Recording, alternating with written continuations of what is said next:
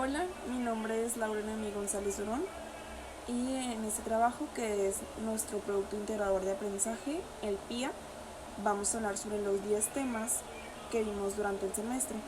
A continuación voy a decir cada uno de los nombres de cada tema para poder dar una pequeña introducción para poder así hablar sobre cada uno.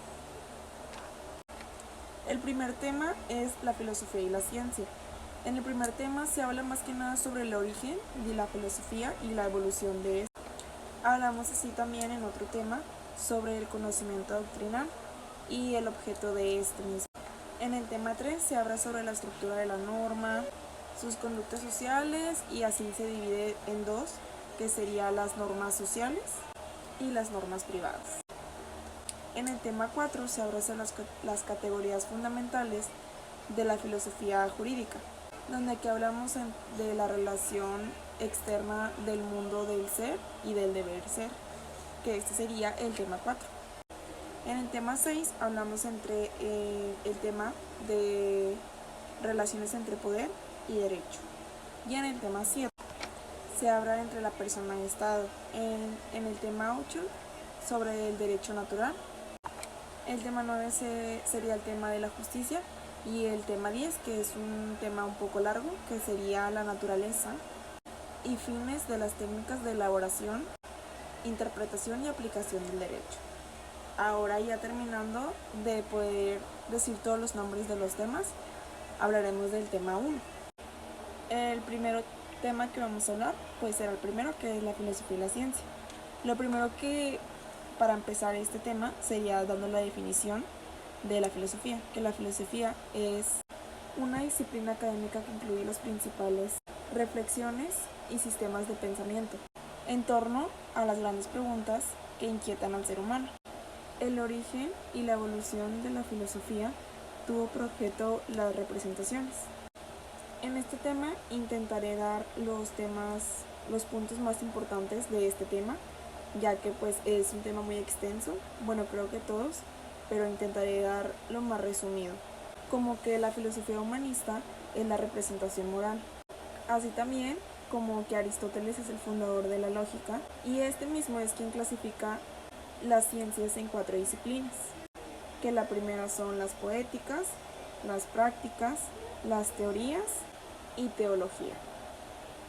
Con Aristóteles concluyó el proceso de maduración de la filosofía griega por 2 razones. En primer lugar, porque hasta entonces el pensamiento como ciencia de encontrarse con sí mismo, y en segundo, se define de una vez por todas el objeto propio de la filosofía.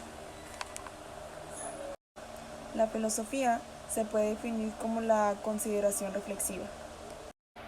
Una de las ramas de la filosofía de los campos de reflexión son 6, que son la metafísica, la epistemología, la lógica, la ética, la estética, etc. Asimismo, la ciencia se desempeña en 2 formas. La primera sería el medio que permite aprovechar de forma óptica los recursos económicos, y la segunda es la que proporciona los elementos de la destrucción militar. Ahora hablaremos de lo que es el tema 2, que es el tema del conocimiento doctrinal y filosófico del derecho. Una de las características es el movimiento modificador, que constituye el grado más elevado que alcanzó la tendencia emancipadora de la normatividad. El objeto de esta es del conocimiento doctrinal y del derecho. Son los ordenamientos jurídicos dotados de validez jurídica por los órganos competentes del Estado. Cada rama se determina con base en el contenido normativo de esta ley, que es la que es prevista. El crecimiento de la legislación da lugar a la creación de donde subtramos jurídicas. Lugar a la creación de subtramas jurídicas, que sería el derecho electoral o el derecho administrativo.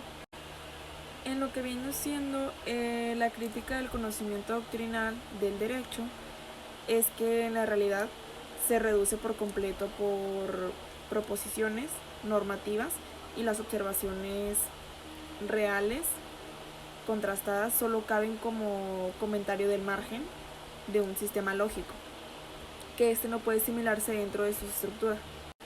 Un dato importante del tema 2, es un comentario de Hans Kelsen que decía: ceder para negar toda la calidad de fenómeno social al derecho, convirtiendo como un fenómeno espiritual. Ahora pasamos con el tema 3, que es la estructura de la norma. La palabra norma tiene dos significados: una escuadra para construir un ángulo recto, o su significado original, que sería el instrumento de medición. La norma constituye así un presupuesto de toda sociedad, que estas serían tres, que son la conducta social, las normas privadas y las normas sociales. En las conductas sociales se encuentran determinadas por intenciones. En las normas privadas son pretensiones y límites de la conducta que el sujeto se fija a sí mismo. Y por último, en las normas sociales son pretensiones y limitaciones de conducta que el medio social exige de los individuos.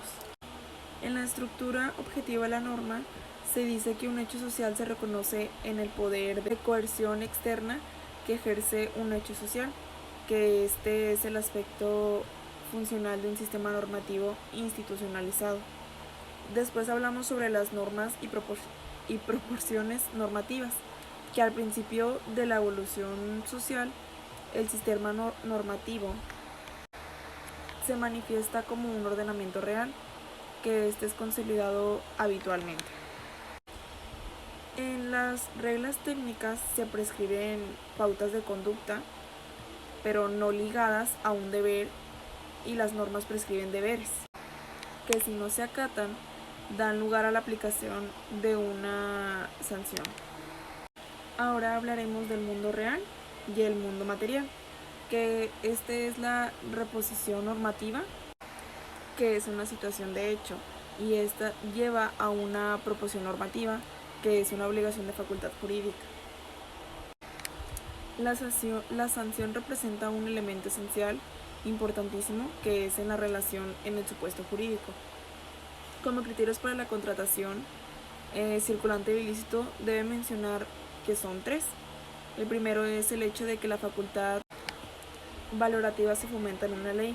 La segunda es que la persona o personas posean competencia. Y por último, la tercera, que es la que se exige que la actividad valorativa se lleve a cabo con base en los procedimientos. El Estado de Derecho es el que llega a ser un medio técnico adecuado en el cual se deben concretar las relaciones sociales de los particulares entre sí. Y para concluir el tema 2, podemos decir que el Estado de Derecho, para funcionar como tal, supone cierto concepto de ley. Anteriormente dije el tema 2, pero es el tema 3. Ahora pasaremos al tema 4, que son las categorías fundamentales del conocimiento filosófico jurídico. En el tema 4 podemos decir que la sociedad implica la existencia de diversas formas de actividad. Entre ellas es el arte, la política, el comercio y el deporte. Como se ha expuesto, con la existencia de lo ideal surge la necesidad del lenguaje, el cual constituye la forma de expresión de la ideal. Si se consideran los actos políticos mediante los cuales se pone en vigor o deroga una norma, también se tendrá al lado del ser de derecho. Ahora bien, hablaremos de la relación externa entre el mundo del ser y el deber ser, que fue lo que hablamos en la introducción del principio del tema sobre este tema 4, que es la posición del mundo del deber ser de derecho, que llega a sostener que el derecho puede hacer existir indispensablemente de un precepto jurídico que rija las conductas humanas reales. A continuación, después de hablar de esto, hablaremos de la relación interna, ya que anteriormente dijimos la relación externa, para entender lógicamente cómo el ser y el deber ser se relacionan. Se analiza el artículo 306 del Código Civil para el Distrito Federal. La norma no es efectiva o inefectiva, sino efectiva en un 70 u 80%. A lo largo de la historia han existido múltiples sistemas jurídicos que se diferencian entre sí en mayor o menor medida, debido a su contenido particular. Sin embargo, en un punto, son iguales todos los sistemas jurídicos. Cabe decir que una norma es aceptada en el seno de un grupo social debido a que los miembros del grupo donde se encuentra en vigor se sienten obligados que el mandato preceptado en ella. En este caso, efectividad significa obediencia de la norma, que esta también es por los sujetos a quienes obliga. El positivismo jurídico parte no solo de una separación de la moral y del derecho, sino también de una correspondiente separación de la obligación jurídica y moral. Y por último, como consideración conclusiva de este tema 4, es que el concepto no incluye determinadas exigencias morales debido a que estas no son susceptibles de aprenderse objetivamente como dato científico. Ahora bien, hablaremos del tema del poder la norma. El concepto de norma se integra de una situación típica por un conjunto de circunstancias externas, que estas puede ser por una o más sujetos a los que se beneficia o por más sujetos de los que se espera determinada conducta. Asimismo tenemos lo que es el poder social y el poder político. El poder social es una especie de cooperación entre las conductas de las facultades y de los obligados.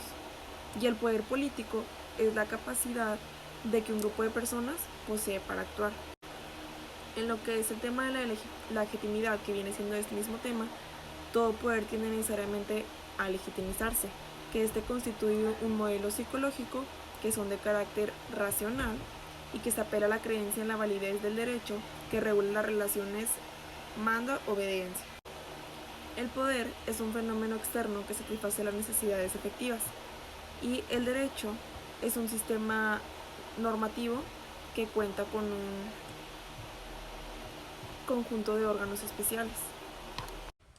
Otro de los temas importantes es el tema de diversos órdenes normativos. En ese tema se habla sobre las relaciones y diferencias entre derecho moral y norma de trato social en la concepción tradicional. Suele distinguirse la norma moral de la jurídica al establecer que la primera se dirige a la intimidad del sujeto, a su entorno circundante y sus necesidades humanas. Ahora también veremos lo que es la bilateralidad y la unilateralidad. Que la unilateralidad se entiende que es pues el hecho en el que se estatuyen los deberes no correlativos de un derecho a otra persona, y la bilateralidad es el hecho de que imponen deberes correlativos de facultades que son correlativos de obligaciones. A eso también se dice que mientras la norma jurídica es heterónoma, la norma moral es autónoma. Pues con esto podemos decir que la norma moral encuentra como fuente de existencia la coincidencia de y pues la norma moral es el producto de autolegislación. Finalmente, hablando de las normas morales, podemos decir que son inconservibles y de las normas jurídicas son coercibles. Hablando sobre los diversos órdenes normativos, como en la realidad social, podemos decir que existen dos grupos de grupos sociales, que el primero sería la comunidad y el segundo es la sociedad. Si hablamos entre la diferencia de la comunidad y la sociedad, podemos decir que la comunidad es la que constituye una forma de vida íntima, privada y exclusiva, que ésta se basa en vínculos personales, y la sociedad es una forma en la que se da de vida pública, que es pues lo contrario a la vida íntima que se da en la comunidad, que en la sociedad también se consiste y deliberada vida donde las relaciones se entablan en base de intereses. En las sociedades existen dos esferas de la vida, que una es la privada y la pública. En la privada pues se hace la distinción entre el sistema normativo interno y personal, y en la pública es más que nada del exterior y del social.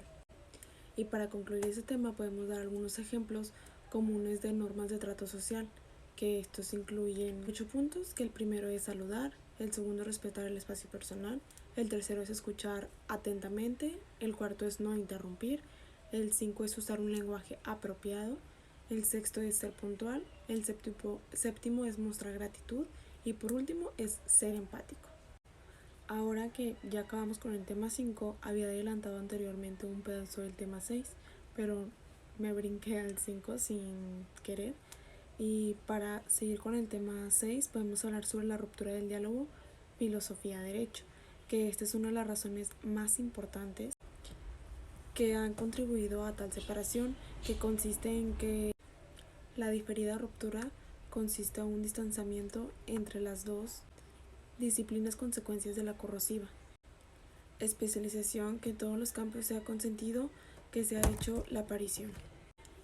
En las insuficiencias de la filosofía del derecho podemos hablar de la falta de interés de la filosofía, que se debe a que esta es la corriente principal que no ha sido reconocida por la diferencia entre el ser y el pensamiento.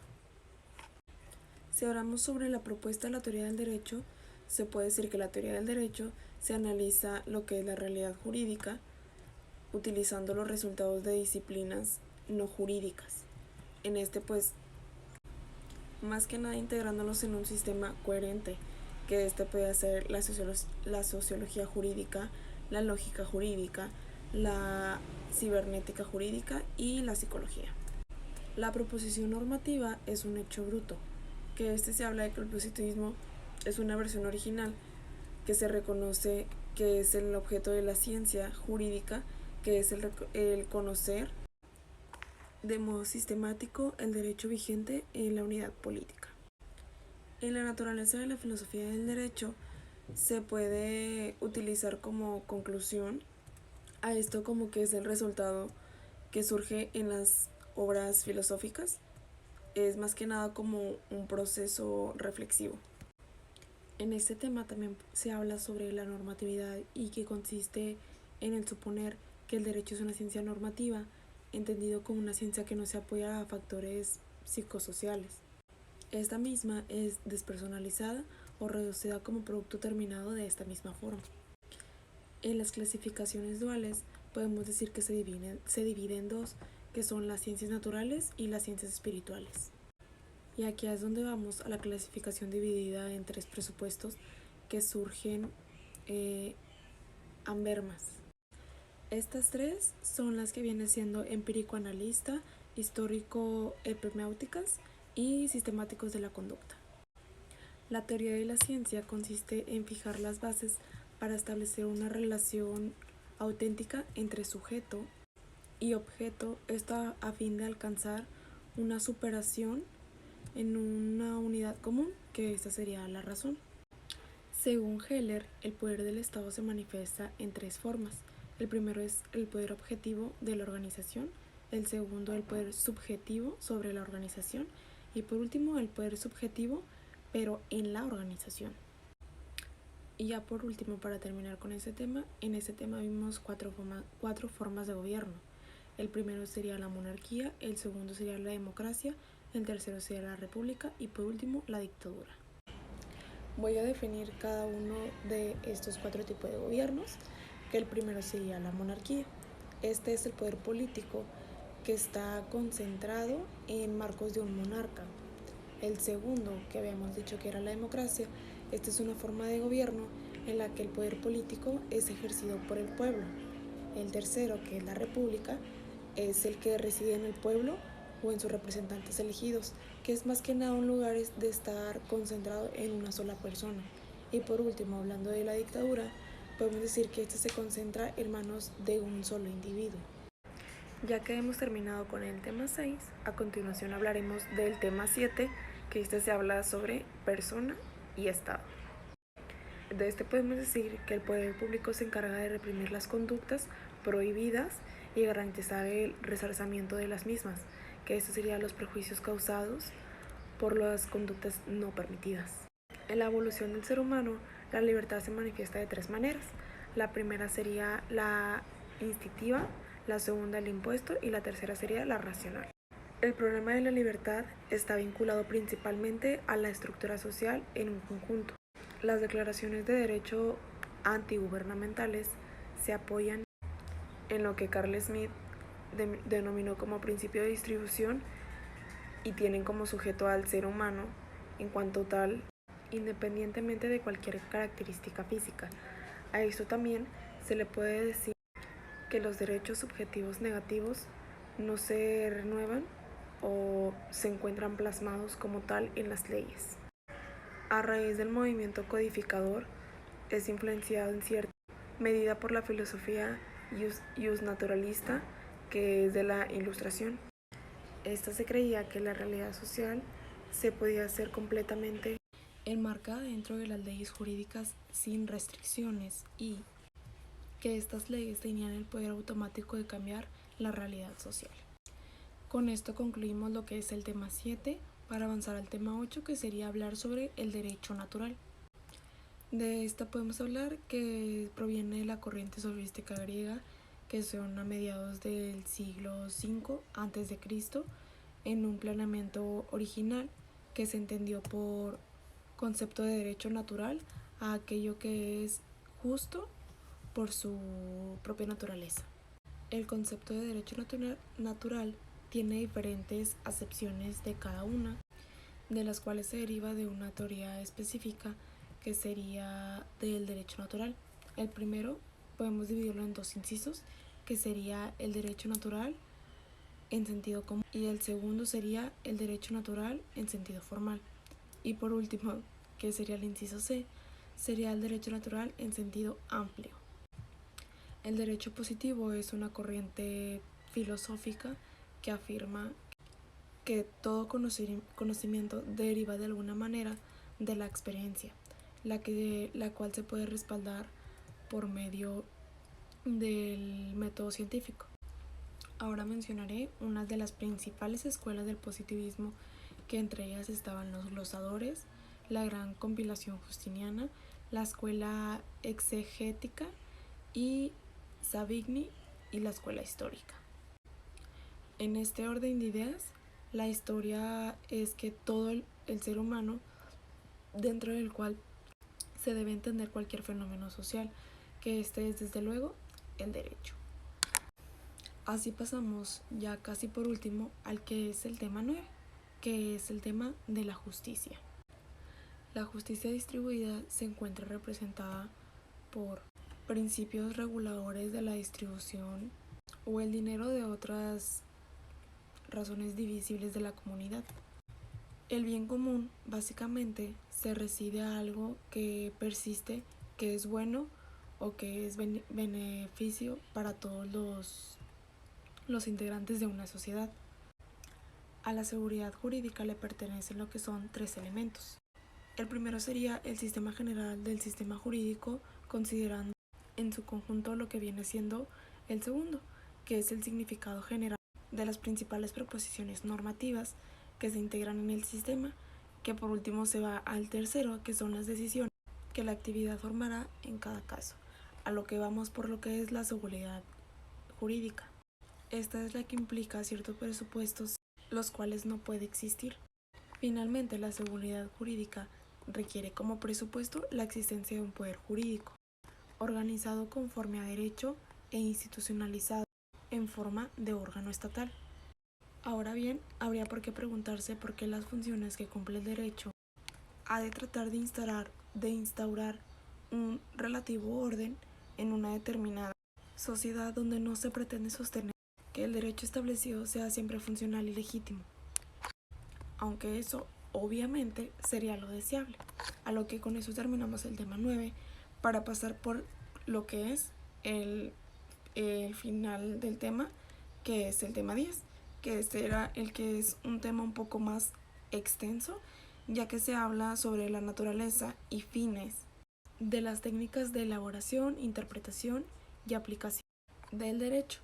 En este veremos pues creo que un poco más de puntos a comparación de los 9 temas pasados, donde claramente todos los temas eran extensos, pero intenté dar los puntos más importantes en los que yo pudiera resumir para este video, y a continuación hablaremos un poquito más detalladamente tema por tema de lo que es el tema 10. Y ya para finalizar con este PIA, en el tema 10, el primer tema es el tema del conocimiento y la técnica, que con esto hablamos. El conocimiento surge la diferencia entre lo subjetivo y el objetivo, que se entiende como en total como condiciones materiales que existen, que son. La técnica jurídica trata de los métodos o sistemas para la aplicación práctica de los conocimientos jurídicos, que esto sucede de las formas que son en cuanto se refiere a la creación de proposiciones jurídicas, que ese es el primero, y el segundo es por lo que se hace la aplicación del derecho objetivo a casos concretos. Esta misma está integrada por un conjunto de métodos que son los que hacen posible que se puedan traducir los conocimientos jurídicos. La técnica de aplicación de derecho puede ser de dos formas, que la primera sería que la técnica de aplicación de derecho tiene que ser por objeto de solucionar un conflicto judicial, y la otra que sea la técnica de aplicación que no supone conflicto, que esta sería administrativa. Si hablamos un poco sobre la pirámide de Kelsen, nos podemos guiar porque está dividida en 3 secciones. Aquí, como podemos ver, está el punto 1, que es nivel fundamental, Carta Magna y DDH. La segunda sería el nivel legal, que serían las leyes nacionales y o locales. Y por último, que sería el 3, sería el nivel base, sentencias y reglamentos. La significación normativa de un derecho se refiere al organizar los significados contenidos en los diversos conceptos que integran los ordenamientos y no a partir de los hechos. A lo largo de la historia y del tiempo, en la evolución del derecho, los óptimos de conducta exigidos por la necesidad normativa se condensaron por medio del lenguaje, que es a partir de este acontecimiento el lenguaje adquirió un nuevo estatus, ya que se transformó en el centro alrededor del cual adquiere significación normativa jurídica. Si nos metemos un poco en el tema de interpretación del derecho, podemos decir que el fin inmediato del intérprete ha de consistir en desentrañar la significación de la expresión jurídica, que se habla de desentrañar el sentido, porque debe hallarse implícito en la expresión que se debe interpretar, que serían los signos que la integran, que son tales en cuanto que algo significan. Si no significara nada, pues no serían signos auténticos, y la interpretación pues resultaría imposible. Ya que hablamos sobre la interpretación del derecho, ahora podemos hablar del tema que es el tema de interpretación subjetiva e interpretación objetiva, que es la teoría de la subjetiva, es que el significado que se debe dar a un término es aquel que un legislador quiso que se le diera, pero para este efecto pues se debe recurrir a materiales legislativos, que esto puede constar en cuál fue la intención que tuvo el legislador. Si de momento de determinar el contenido de la norma, pues no se tiene que interpretar. Y por otra parte, la teoría objetiva atribuye más que nada los términos que son contenidos en las leyes, que sería el significado que tienen en cuanto se lleva a cabo la interpretación. Según esta teoría, las circunstancias sociales, económicas y culturales que dieron motivo a la creación de la norma pues pueden haber evolucionado con el tiempo. Para cumplir con el objeto de la interpretación se sirven métodos diferentes, que pues solo voy a mencionar 4, que son los más importantes, o al menos para no hacer tan extenso.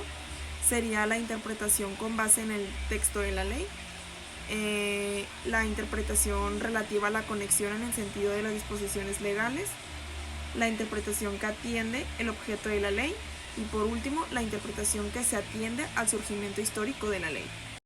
Ahora hablaremos sobre diferentes tipos de métodos. El primero es el método gramatical. Este tipo de método es una interpretación que se pretende con ayuda de las reglas de la gramática y del uso del lenguaje, que sea indagar el significado de los términos en que se expresa una norma. El segundo método es el método sistemático. Intenta obtener información sobre el significado de una disposición considerada en un sistema o un contexto. Esto es más que nada una relación con la posición que ocupa la disposición en el sistema jurídico. Y por último de los métodos es el método histórico. Busca indagar el objeto que el legislador persiguió con la promulgación de la ley, que es más que nada en especial con la ayuda de materiales legislativos. Si hablamos sobre la interpretación del derecho en México, podemos saber que debido a tal insuficiencia legislativa, que fue lo que hablamos en los demás en los temas anteriores, sobre todo los métodos, podemos decir que la Suprema Corte de Justicia de la Nación ha precisado en conocida tesis los principios que resultan válidos por la interpretación de la ley, en lo que conduce a la sentencia correspondiente, que ésta establece dos elementos que deben tener en cuenta que es el juzgador al interpretar la ley. El primero sería el texto o sentido gramatical de las palabras, la intención o propósito que llevará al legislador a dictarla. Y ya para terminar con todos estos temas, podemos decir que los problemas que suscitan los procesos jurisdiccionales también son dignos de tratamiento especial, pues se integran en un conjunto de momentos procesales que guardan una estrecha relación entre sí. Y yo quiero concluir diciendo que cada tema fue muy importante. La maestra nos ayudaba mucho a saber un poquito más, ya que pues cada quien repartió los temas, cada quien expuso, pero la maestra fue muy amable al explicarnos punto por punto. También nos ayudó mucho, o al menos en consideración mía, es todos los ejercicios que hicimos de Kahoot, todos los resúmenes, y pues este es mi trabajo y mi nombre es Laura.